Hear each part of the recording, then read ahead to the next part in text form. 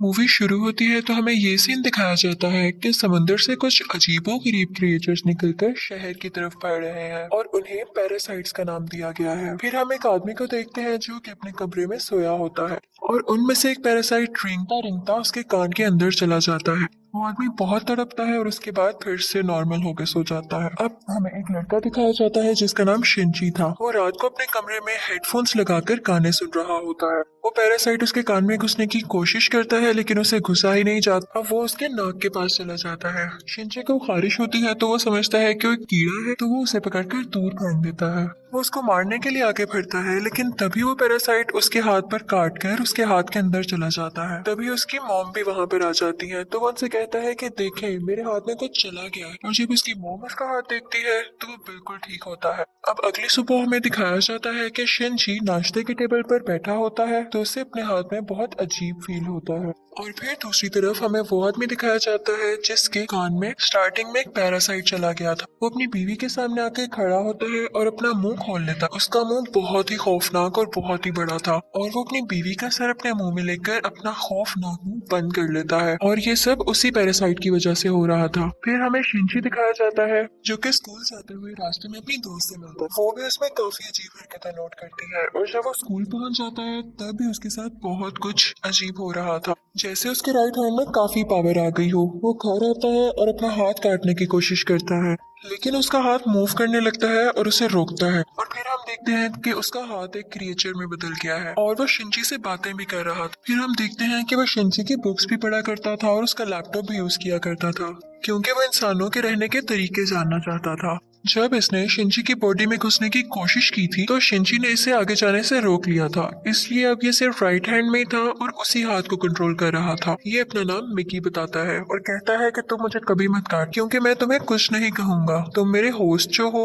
अब हम देखते हैं कि शिंची और मिकी में दोस्ती होने लगी थी लेकिन बाकी सब लोग जिनको पैरासाइट्स ने इन्फेक्ट किया था वो पूरे शहर में बहुत तबाही मचा रहे थे और इंसानों को मारकर खा रहे थे। दूसरी तरफ मिकी शिंची को खींचकर एक रेस्टोरेंट की तरफ ले जाता है। वहाँ पर भी बहुत सारे इन्फेक्टेड लोग यानी पैरासाइट्स इंसानों का गोश्त खा रहे थे। वो शिंची को देखते हैं तो उन्हें लगता है कि ये भी इन्फेक्टेड है और उससे भी वो गोश्त देते हैं। लेकिन जब उन्हें पता चलता है कि ये पूरी तरह से तो इन्फेक्ट नहीं हुआ बल्कि ये अभी भी इंसान है तो वो उसे ही मारने के लिए आगे बढ़ते हैं। लेकिन मिकी उनको आगे से मारता है और शिंची की जान बचा लेता है क्योंकि अगर शिंची मर जाता तो वो खुद भी मर जाता और ये उसने अपने फायदे के लिए किया था। अब न्यूज आती है कि शहर के लोग मारे जा रहे हैं और किसी को कुछ समझ नहीं आ रहा कि इन्हें मारने वाला है कौन, क्योंकि पैरासाइट्स अपना ये काम बहुत होशियारी और छुप के कर रहे थे। शिंजी मिकी से कहता है कि तुम अपने साथी पैरासाइट्स को क्यों नहीं कहते कि इंसानों को मत खाएं। तो मिकी उससे कहता है कि तुम भी तो सब्जियों और जानवरों के गोश्त को खाते हो, तो इसी तरह हम लोगों का खाना इंसान ही है, तो इसमें बुरी बात क्या है। अब मिकी को पता चल जाया करता था कि उनके आसपास कौन सा पैरासाइट है, तो जब शिंजी स्कूल जाता है तो वो उसे बताता है कि तुम्हारे पास एक और पैरासाइट, और वो कोई और नहीं बल्कि उसकी टीचर थी। और टीचर जब शिंजी को देखती है तो उससे भी पता चल जाता है कि इन्फेक्टेड है, लेकिन वो कहती है कि तुम्हें मुझसे डरने की कोई जरूरत नहीं है क्योंकि मैं इंसानों को नुकसान नहीं पहुंचाना चाहती, बल्कि मैं उनके तरीके इसलिए पढ़ रही हूँ ताकि इंसानों जैसी क्वालिटीज हमेशा मुझ में रहे। वो उसे दो और पैरासाइट्स के पास लेकर जाती है, एक स्टूडेंट होता है और एक पुलिस ऑफिसर। वो बताती है कि ये पुलिस ऑफिसर मेरा हस्बैंड है और हमारा बेबी होने वाला है और वो बेबी बिल्कुल नॉर्मल इंसान होगा, तो हम भी इंसानों की तरह ही रहना चाहते हैं। हम किसी को नुकसान नहीं पहुंचाएंगे, किसी को सरेआम नहीं मारेंगे, लेकिन छुप के गोश्त खाना चाहते हैं। तो क्या तुम हमारा ग्रुप ज्वाइन करोगे? लेकिन मिगी इस बात को नहीं मानता। अब अगले दिन वही पुलिस ऑफिसर उन लोगों के पास आता है तो मिगी शिंची को बताता है कि ये हमें मारने आया है क्योंकि इसे पता चल चुका है कि उस दिन रेस्टोरेंट में हमने पैरासाइट को मारा था। और इसी के साथ वो पुलिस ऑफिसर इन पर अटैक कर देता है। अब मिगी और शिंची भी बहुत लड़ते हैं और इसको फाइनली मार देते हैं। जब शिंची घर आता है तो उसे बहुत बुरा लग रहा कि उसने एक मर्डर कर दिया, लेकिन दूसरी तरफ हम देखते हैं कि पुलिस ऑफिसर की बॉडी से वो पैरासाइट निकलकर किसी और की बॉडी में चला जाता है और ये कोई और नहीं बल्कि शिंची की माँ थी और वो शिंची को मारने के लिए उसकी तरफ बढ़ रही थी। मिगी शिंची को बताता है कि तुम्हें मारना चाहती है, तो शिंची उसे कहता है कि खबरदार तुमने मेरी माँ को कुछ कहा, क्योंकि वो अपनी माँ से बहुत मोहब्बत करता था और वो नहीं चाहता था कि उसकी माँ मरे। लेकिन देखते ही देखते उसकी माँ का सर भी बाकी पैरासाइट्स की तरह खुलने लगता है और वो शिनची पर अटैक कर देती है। उसका बहुत खून जाया होता है और वो मरने के करीब होता है। लेकिन अगली सुबह हम देखते हैं कि वो दोबारा से उठ खड़ा हुआ है। तो मिगी उसे बताता है कि तुम बहुत जख्मी हो गए थे, लेकिन मैंने अपने सेल से तुम्हारे जख्म को ठीक कर दिया। लेकिन यहाँ बुरी बात ये थी कि अब शिनची की बॉडी में मिगी के सेल्स चले गए थे और अब वो पूरी तरह इन्फेक्ट हो रहा था। अब शिनची अपनी माँ को ढूंढने लगता है, लेकिन वो कहीं पर नहीं मिलती। तो वो टीचर के पास जाता है और पुलिस ऑफिसर के बारे में पूछता है, लेकिन वो टीचर भी उसे कुछ नहीं बताती। मिगी उसे बताता है कि अब दिन में मुझे भी 4 घंटे सोने की जरूरत पड़ेगी और उस वक्त मैं तुम्हें बचा नहीं सकूंगा, तुम्हें अकेले ही लड़ना होगा। लेकिन क्योंकि मिगी के सेल्स भी अब उसकी बॉडी में थे तो उसके अंदर मिगी की क्वालिटीज भी आने लगी। खैर, फिर हम देखते हैं कि वही स्टूडेंट जो टीचर ने दिखाया था, जो कि अब पैरासाइट बन चुका था, वो भी शिनची के स्कूल में ही एडमिशन ले लेता है। वो शिनची का दोस्त बनने का ड्रामा करता है, लेकिन आहिस्ता आहिस्ता सबको पता चल जाता है कि वो पैरासाइट है और फिर वो स्टूडेंट इन सबको मार देता है। इसके बाद वो शिनची के दोस्त को भी मारने भरता है, लेकिन शिनची अपने दोस्त को उठाकर बिल्डिंग से जंप लगा देता है। अब वो टीचर वहां पर आती है और वो चाहती थी कि स्टूडेंट मर जाए, क्योंकि इसकी वजह से उसका राज भी खुल सकता था। वो वहां पर ब्लास्ट करती है, लेकिन उसे कुछ नहीं होता और फिर पुलिस वहां पर आ जाती है, लेकिन वो पुलिस को भी मार देता है। अब मिगी शिनची को बताता है कि वो बिल्डिंग की छत पर है और शिनची दूसरी बिल्डिंग की छत पर जाकर उसे एरो से मार देता है। और उसके बाद वो टीचर के पास जाता है और उस पुलिस ऑफिसर का एड्रेस पूछता है, जो कि पैरासाइट था, और टीचर अब उसे एड्रेस दे देती है।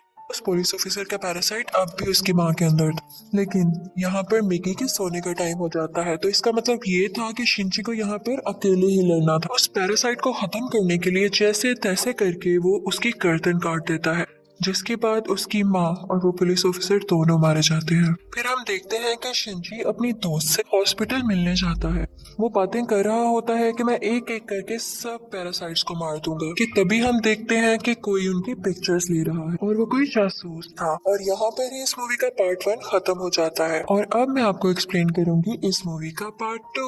अब पार्ट 2 में उस इंसिडेंट के कुछ महीनों के बाद के टाइम दिखाया गया है, जब आर्मी को पता चल जाता है कि इस शहर में कोई पैरासाइट्स हैं जो लोगों पर अटैक कर रहे हैं और वो लोगों को बचाना चाहते थे। फिर वो जेल से एक सीरियल किलर को लाते हैं जो पहचान सकता था कि पैरासाइट कौन है और नॉर्मल ह्यूमन कौन है। उसके सामने एक एक करके लोग लाए जाते हैं तो वो सबको नॉर्मल कह देता है, लेकिन जब उसके सामने शिनची आता है तो वो सोच में पड़ जाता है और काफी सोचने के बाद कहता है कि ये भी नॉर्मल है। अब शिनची जब घर जा रहा होता है तो मिगी उसे बताता है कि हमारे बहुत पास एक पैरासाइट है, और वो पास के एक बिल्डिंग में जाते हैं जहाँ पर वो पैरासाइट एक इंसान का गोश्त खा रहा होता है। जब वो पैरासाइट शिनची को देखता है तो उसकी तरफ बढ़ता है, लेकिन मिगी इसे मार देता है। फिर अचानक उसे फील होता है कि जैसे उसके पीछे कोई है, और ये कोई और नहीं बल्कि वही आदमी था जिसने पार्ट 1 के एंड में शिनची और मिगी की पिक्चर्स ली थी। और फिर हमें शहर का मेयर दिखाया जाता है जो कि पैरासाइट्स की फेवर में बोलता और बहुत बुरा आदमी था, और वो टीचर भी उसके साथ मिली हुई थी। और अब हम देखते हैं कि उस टीचर का बेबी भी हो चुका था जो कि बिल्कुल नॉर्मल ह्यूमन था।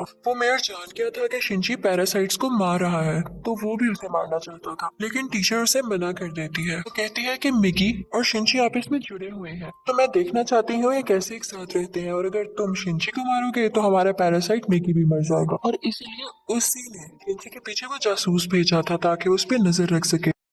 शिनची एक दिन चल रहा होता है कि उसे फिर से फील होता है कि उसके पीछे कोई है। वो जासूस उसकी सारी बात सुनता है और उसे कहता है कि तुम्हें अपने बारे में पुलिस को बता देना चाहिए। तो शिनची उससे कहता है कि नहीं, पुलिस में भी बहुत सारे पैरासाइट्स भरे पड़े हैं। उसे यहाँ पता चल जाता है कि इस जासूस को टीचर ने उसके पीछे लगाया है। तो वो टीचर के पास जाता है और कहता है ये तुम सब क्या कर रहे हो, ये करना बंद क्यों नहीं कर देते हो?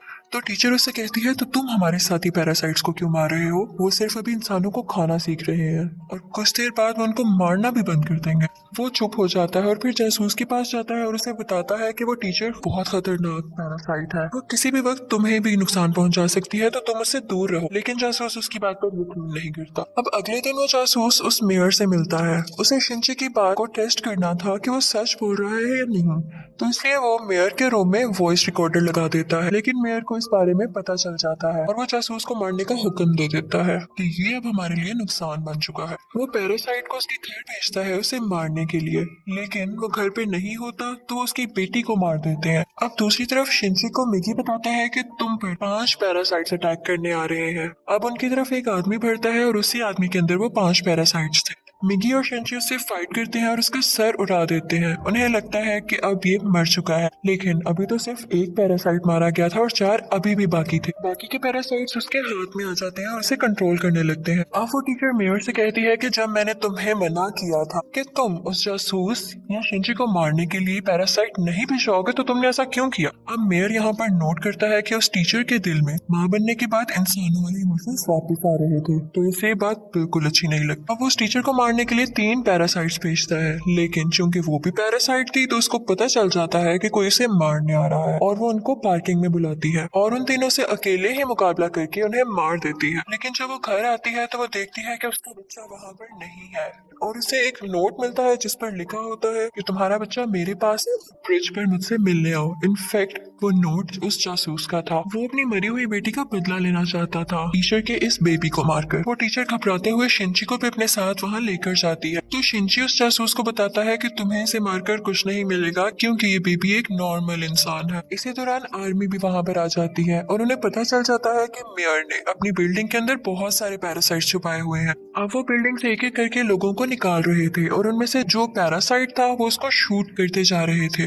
सीरियल किलर भी वहीं पर था और फिर हम मेयर को स्पीच करता हुआ देखते हैं जो बता रहा होता है कि असली मॉन्स्टर्स तो इंसान है जो कि पैरासाइट्स को बिला वजह मार रहे हैं। तो वहां पर बैठे हुए आर्मी के सब लोग उसे शूट कर देते हैं जिससे उसकी डेथ हो जाती है। कि तभी वो सीरियल किलर चिल्लाने लगता है कि ये इंसान था, ये तो बस पैरासाइट्स का साथ दे रहा था। लेकिन जब वो पीछे मुड़ के देखते हैं तो वही आदमी उनके पीछे खड़ा होता है जिसके अंदर 5 पैरासाइट्स थे। सब उसे शूट करते हैं लेकिन उसे कुछ नहीं होता। फिर हम देखते हैं कि जासूस उस बच्चे को फेंकने ही वाला होता है। टीचर जब ये देखती है तो अपने बच्चे को बचाने के लिए उसे मजबूरी में पैरासाइट बनना पड़ता है। वो अपना एक हाथ निकालकर जासूस की चेस्ट में घुसा देती है जिसकी वजह से सबको पता चल जाता है कि वो एक पैरासाइट है। पुलिस उस पर मुसलसल शूट करने लगती है और वो जान गई थी कि अब उसकी जान नहीं बच सकती, तो वो अपना बेबी शिनची को पकड़ाने आती है। जैसे ही वो बेबी शिनची को पकड़ाती है बहुत ज्यादा गोलियां लगने की वजह से उसकी फौरन डेथ हो जाती है। यहाँ पर शिनची को अपनी माँ भी याद आने लगती है और उसमें इंसानों वाली फीलिंग्स दोबारा से आने लगती है। अब पुलिस शिनची को अपने साथ इन्वेस्टिगेशन के लिए ले जाती,